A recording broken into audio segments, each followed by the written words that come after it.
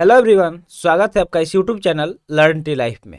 तो आज है 22 फरवरी और इस सेशन में द हिंदू एडिटोरियल का वोकेबलरी कवर करते हैं। तो चलिए सेशन स्टार्ट करते हैं। उससे पहले वीडियो को लाइक कर दीजिए और अभी तक चैनल को सब्सक्राइब नहीं किए हैं तो जल्दी से चैनल को सब्सक्राइब कर लीजिए। ये हमारा सोशल मीडिया है, इसका लिंक आपको वीडियो के डिस्क्रिप्शन बॉक्स में मिल जाएगा, तो जाके जल्दी से ज्वाइन कर लीजिए और एक बारी से कमेंट सेक्शन में जय हिंद लिख दीजिए ताकि सेशन को शुरू किया जाए। तो चलिए जल्दी से टाइप कर दीजिए। आइए देखते हैं आज का वर्ड। तो अगर वर्ड की बात करें तो पहला वर्ड क्या है? डेफर्स। डेफर्स यहाँ पे एक वर्ब है। तो हम लोग इस लेक्चर में क्या क्या कवर करते हैं, तो पहले वर्ड देखते हैं, ठीक है, कि वो वर्ड कौन सा पार्ट्स ऑफ स्पीच है। ठीक है, वर्ड के साथ साथ देखते हैं कि वो कौन सा पार्ट्स ऑफ स्पीच है। ठीक है, पार्ट्स ऑफ स्पीच कौन सा है ये, क्योंकि डायरेक्टली बहुत सारे एग्जाम में क्वेश्चन बनते हैं, वर्ड दे देगा और आपसे पार्ट्स ऑफ स्पीच पूछ लेगा कि ये कौन सा पार्ट्स ऑफ स्पीच है। तो यहाँ पे डेफर्स क्या हो गया, एक वर्ब हो गया। अब इसके इंग्लिश मीनिंग को देखेंगे तो इसका भी इंग्लिश मीनिंग होता है पोस्टपोन। अब ये वर्ड तो काफ़ी फेमस, पता है कब हुआ? जैसे ही लॉकडाउन लगा हमारे देश में, लॉकडाउन लगने के बाद सारी चीज़ें पोस्टपोन होने लगी। जो भी एग्जाम्स वगैरह थे सब कुछ पोस्टपोन कर दिया गया। यानी कि डेफर्स मतलब क्या होता है? पोस्टपोन, यानी किसी चीज़ को टाल देना। क्या करना? टाल देना। मतलब मान लीजिए कि किसी चीज कोई चीज़ फिक्स्ड है। मान लीजिए कि आज 22 है, 25 को कोई चीज़ फिक्स्ड है कि हाँ 25 को वो इवेंट होने वाला है, लेकिन उसको क्या कर दिया गया? टाल दिया गया। क्या कर दिया गया? टाल दिया गया। उसका डेट बढ़ा के अगले मंथ, मान लीजिए मार्च में कर दिया गया, 12 मार्च को। कब कर दिया गया? 12 मार्च को। तो उसको क्या बोलेंगे? टाल दिया गया, या किसी कारण उस डेट को क्या कर दिया गया? आगे बढ़ा दिया गया, एक्सटेंड कर दिया गया। तो डिफर्स मतलब होता है टालना, यानी कि पोस्टपोन। सिनोनिम्स की अब बात कर लेते हैं। तो अगर सिनोनिम्स की बात करें तो इसका सिनोनिम्स क्या हो सकता है? तो डिले हो सकता है, वेट्स हो सकता है, रिमिट्स हो सकता है, या फिर सस्पेंड हो सकता है। तो ये सब क्या हो जाएंगे? इसके सिनोनिम्स हो जाएंगे। तो वर्ड क्या हो गया? डेफर्स हो गया। ठीक है, जो कि एक वर्ब है जिसका मीनिंग होता है पोस्टपोन, यानी कि किसी चीज़ को टाल देना, किसी चीज़ में डिले कर देना। जैसे आप देखते हैं मैच वगैरह, जब क्रिकेट मैच होता है तो रेन के वजह से जैसे बारिश वगैरह होने लगता है तो उसमें डिले हो जाता है, यानी कि रुक जाता है मैच। वेट्स मतलब क्या होता है कि इंतजार करना। अब कुछ दिन तक वेट करना पड़ेगा। मान लो 25 को शेड्यूल था, लेकिन उसको 12 ऑफ मार्च को कर दिया गया, तो क्या हो गया? अब हमें वेट करना पड़ेगा। रिमिट्स हो गया, सस्पेंस हो गया, ये सब क्या होगा? इस वर्ड के सिनोनिम्स हो गए। तो आई होप आपको समझ में आ रहा होगा। तो देखिए, जो भी वर्ड यहाँ पे कवर कराया जा रहा है, अगर उस वर्ड से रिलेटेड आपको एक्स्ट्रा कोई इन्फॉर्मेशन पता हो तो आप जरूर से कमेंट सेक्शन में कमेंट कीजिएगा। ठीक है, तो चलते हैं आगे, देखते हैं नेक्स्ट वर्ड क्या रहने वाला है। अगला वर्ड आपके सामने है सस्पेक्ट्स। सस्पेक्ट्स की बात करें तो ये भी एक वर्ब है। ये भी क्या है? एक वर्ब है जिसका मीनिंग होता है हैव एन आइडिया और impression of the existence, presence और truth of something with certain proof. मतलब अगर आपके पास कोई आइडिया है, ठीक है, हैव एन आइडिया और इम्प्रेशन, ठीक है, अब द एग्जिस्टेंस मतलब किसी चीज के एग्जिस्टेंस का। जैसे हमारे पास क्या, हम लोग क्या करते हैं? आस्था रखते हैं कि भगवान है, ठीक है, तो भगवान के प्रेजेंस का हमारे अंदर क्या है? आस्था है कि हाँ भगवान हमारे होते हैं, ठीक है, या उसका सच्चाई आपको पता है, या कोई आपके पास प्रूफ है, तो उसको क्या बोलेंगे? सस्पेक्ट्स बोलेंगे। यानी कि इसका हिंदी मीनिंग हो जाएगा संदिग्ध। हिंदी मीनिंग इसका क्या हो जाएगा? तो संदिग्ध हो जाएगा। सिनोनिम्स की अगर बात करें तो ओपन हो सकता है, सूडो हो सकता है, डाउटेबल हो सकता है, या फिर थिक हो सकता है। ये सब क्या हो जाएंगे? तो इस वर्ड के सिनोनिम्स हो जाएंगे। तो वर्ड के साथ साथ पिक्चर भी देखते रहिएगा, क्योंकि पिक्चर आपको हेल्प करता है वर्ड को विजुअलाइज कराने में। जब आप वर्ड को विजुअलाइज करेंगे तो आसानी से याद भी कर पाएंगे। तो आई होप आपको सारे वर्ड क्लियर हो रहे होंगे। तो चलते हैं आगे, देखते हैं नेक्स्ट वर्ड। नेक्स्ट वर्ड की बात करें तो नेक्स्ट वर्ड क्या है? साउट। साउट यहाँ पे एक वर्ब है। साउट क्या है? एक वर्ब है। ठीक है, तो साउट यहाँ पे एक वर्ब हो गया जिसका मीनिंग, इसका अगर मीनिंग की बात करें तो साउट का मीनिंग होता है टू ट्राई टू फाइंड और गेट समथिंग, यानी कोशिश करना, ट्राई करना, किसी चीज को खोजने का और उसे पाने का। ठीक है, तो उसको क्या बोलेंगे? साउट बोलेंगे। गेट मतलब पाना होता है और फाइंड मतलब ढूंढना होता है। तो साउट मतलब होता है तलाश करना। क्या करना? तलाश करना। ठीक है, क्या होना हो जाएगा इसका हिंदी में? तलाश करना हो जाएगा। अगर इसके सिनोनिम्स की बात करें तो सर्च फॉर हो सकता है, ट्राई टू फाइंड हो सकता है, लुक फॉर हो सकता है। ये सब क्या हो जाएंगे? इसके सिनोनिम्स हो जाएंगे। तो देखिए यहाँ पे पिक्चर, ये बंदा किसी को ढूंढ रहा है। जैसे मान लीजिए कि बहुत सारे लोग बैठे होते हैं, कोई प्रोग्राम वगैरह होता है, तो हमें एक लोग, किसी एक बंदा को खोजना होता है, किसी एक पर्सन को। तो ऐसे ही हम लोग देखते हैं कि किधर गया, कहाँ है, जितने लोगों के बीच में। तो शाउट मतलब क्या होगा? तलाश करना। क्या हो गया? तलाश करना। नेक्स्ट वर्ड की बात करें तो नेक्स्ट वर्ड है एक्साइज। क्या है? एक्साइज। एक्साइज, एक्साइज क्या है? यहाँ पे एक नाउन है। एक्साइज यहाँ पे एक नाउन है। इसका मीनिंग होता है a tax levied on certain goods and commodities produced और sold within a country and on license granted for certain activity. तो एक्साइज ड्यूटी देखिए, एक्साइज टैक्स लगता है, ठीक है, ये एक तरह का टैक्स है। कोई चीज अगर गुड्स मतलब क्या होता है, कोई वस्तु हो गया, कोई सामान हो गया, उस पर या कोई भी कमोडिटीज है उस पर लगाया जाता है, ठीक है, जो एक तरह का टैक्स लिवाइज किया जाता है किसी एक कंट्री पे। जैसे मान लीजिए कि अगर आप कोई चीज बिजनेस कर रहे हैं किसी फॉरेन कंट्री के साथ, तो उस पर आपको एक्स्ट्रा टैक्स देना पड़ता है, ठीक है, तो उसको एक्साइज बोलते हैं, यानी कि उत्पाद शुल्क इसका हिंदी मीनिंग हो जाएगा। कोई चीज अगर आप प्रोड्यूस कर रहे हैं तो उसका एक्स्ट्रा शुल्क देना पड़ेगा, यानी कि टैक्स देना पड़ेगा गवर्नमेंट को, उसको क्या बोला जाएगा, उत्पाद शुल्क बोला जाएगा। जैसे कोई फॉरेन का कंट्री मतलब फॉरेन का जो कंपनी है, ठीक है, फॉरेन का कंपनी है, हमारे देश में आके अपना कंपनी बैठा है और वो यहाँ पे अपना प्रोडक्ट तैयार कर रहा है, तो उसके बदले उसको क्या करना पड़ेगा, यहाँ पे उसको एक्साइज टैक्स देना पड़ेगा, यानी कि उत्पाद का शुल्क देना पड़ेगा। तो सिनोनिम्स की अगर बात करें तो इसका सिनोनिम्स क्या हो जाएगा, सरचार्ज हो जाएगा, टैरिफ हो जाएगा, कस्टम्स हो जाएगा, या फिर ड्यूटी हो जाएगा। तो ये सब क्या हो जाएंगे, इसके सिनोनिम्स हो जाएंगे। तो एक्साइज का सिंपली मीनिंग क्या होता है, यानी कि शुल्क होता है किसी तरह का टैक्स, ठीक है, जैसे आप यहाँ पे पिक्चर में देख सकते हैं। नेक्स्ट वर्ड है री इशू। री इशू की बात करें तो एक वर्ब है, ये क्या है, एक वर्ब है जिसका मीनिंग होता है मेक ए न्यू सप्लाई और different form of A product specially a book और रिकॉर्ड अवेलेबल फॉर सेल, यानी कोई एक नया सप्लाई तैयार करना, ठीक है, ऑफ डिफरेंट फॉर्म ऑफ कोई एक प्रोडक्ट हो गया, स्पेशली यहाँ पे एक बुक या रिकॉर्ड का बात हो रहा है जो क्या हो, सेल के लिए अवेलेबल हो, तो उसको री इशू बोलेंगे। कोई चीज जैसे उसको फिर से तैयार करना, जैसे मान लीजिए कि आपने एक बुक लिखा, ठीक है, आप एक राइटर हैं, आपने एक बुक लिखा, बुक काफी ज्यादा मतलब लोगों को पसंद आया, तो क्या होगा कि मान लीजिए कि वो बुक आप 500 पीस छपवाए थे, ठीक है, इतना ही प्रिंटिंग हुआ था, लेकिन लोगों का डिमांड बढ़ने लगा, वो जो सेल काफी ज्यादा होने लगा, तो उसको दोबारा से क्या किया जाएगा, इशू कराया जाएगा, री इशू, यानी कि दोबारा से उसको इशू कराया जाएगा ताकि और सारे भी लोग जल्दी से खरीद पाए और उसको यूज कर पाए, तो फिर से छपवाना। समझ में आ गया, आपको एग्जाम्पल भी बता दिए, तो एग्जाम्पल के साथ साथ आपको वर्ड को बताया जाता है ताकि आसानी से वर्ड समझ में आए और याद भी हो।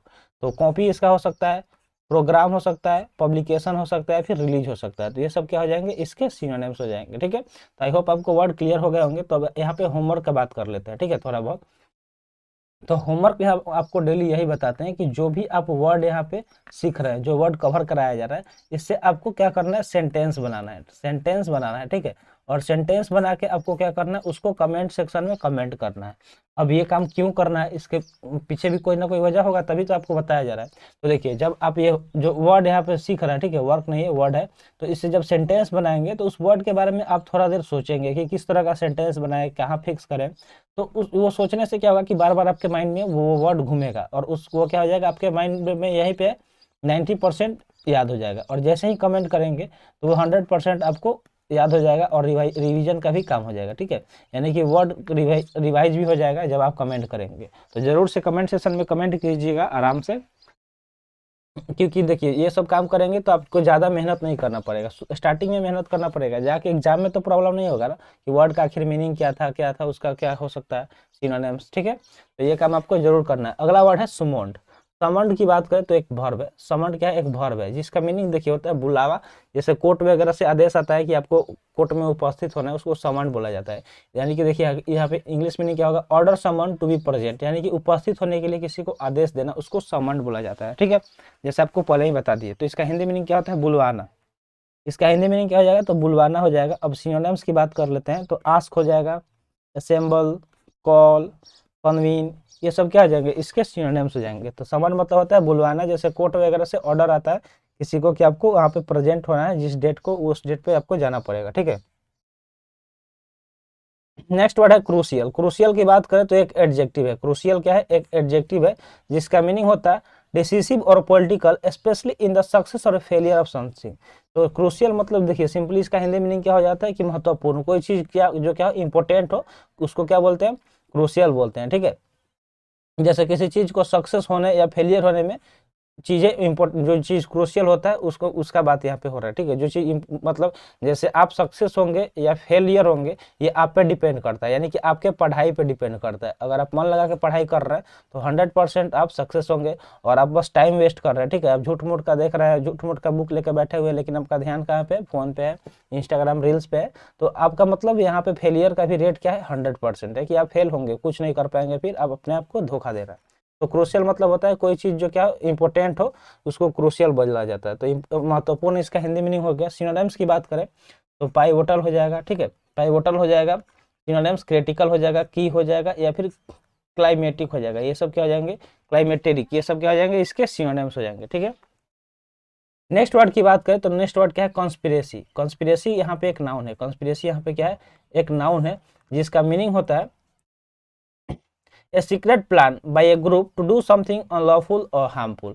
यानी कि कोई एक योजना बनाना। कैसा योजना, गुप्त योजना। सीक्रेट मतलब क्या होता है, गुप्त। क्या होता है, गुप्त। और प्लान मतलब होता है योजना। तो कोई गुप्त योजना बनाना, ठीक है, गुप्त योजना बनाना किस लिए, किसी को हार्म, मतलब किसी जो क्या हो, अनलॉफुल हो, जो अनलॉफुल हो यानी कि गैर कानूनी हो। कैसा हो, गैर कानूनी हो, जो गैर कानूनी हो, और या फिर हार्मफुल हो यानी कि नुकसानदायक हो, जिससे किसी को नुकसान हो सकता है, तो उसको कॉन्स्पिरेसी बोला जाएगा। तो कॉन्स्पिरेसी का हिंदी मीनिंग क्या होता है, साजिश, किसी के खिलाफ साजिश रचना। क्या करना, साजिश हो जाएगा इसका हिंदी मीनिंग। अगर इसके सिनोनिम्स की बात करें तो सिनोनिम्स प्लॉट हो सकता है, स्कीम हो सकता है, स्ट्रेटेगम हो सकता है, कैबल हो सकता है। ये सब क्या हो जाएंगे, इसके सिनोनिम्स हो जाएंगे। तो वर्ड कंस्पिरेसी हो गया, जो एक नाउन है जिसका मीनिंग होता है कोई एक गुप्त योजना बनाना कुछ गैर कानूनी या हार्मफुल यानी कि हानिकारक करने के लिए। नेक्स्ट वर्ड की तरफ चलते हैं। नेक्स्ट वर्ड क्या है, इरेगुलरिटीज। क्या है, इरेगुलरिटीज। जैसे मान लीजिए कि आप डेली हम यहाँ पे वीडियो अपलोड कर रहे हैं, तो वो क्या हो गया, रेगुलरिटीज हो गया। आप डेली पढ़ने जा रहे हैं तो आपको क्या, वो क्या हो गया, रेगुलर, यानी कि आप पढ़ने जा रहे हैं नियमित रूप से, तो रेगुलरिटीज हो गया। तो इरेगुलरिटीज मतलब क्या हो जाएगा, तो यहाँ पे इरेगुलरिटीज एक नाउन हो गया, जिसका मीनिंग होता है द स्टेट, यानी कि ऐसा अवस्था या गुण ऑफ बीइंग इरेगुलर, जिसमें आप क्या है, अनियमित है। क्या है, अनियमित है। ठीक है, अनियमित यानी कि आप रेगुलर कोई काम नहीं कर रहे हैं, एक दिन कर रहे हैं, 3 दिन नहीं कर रहे हैं, तो वो क्या हो गया, इरेगुलरिटीज को। जैसे मान लीजिए कि आपका जॉब लग गया, ठीक है, आप जॉब कर रहे हैं, तो आपका क्या ड्यूटी है कि आप डेली जॉब पे जाएंगे। क्या, कब जाएंगे, डेली जो टाइम है उस पे जाएंगे।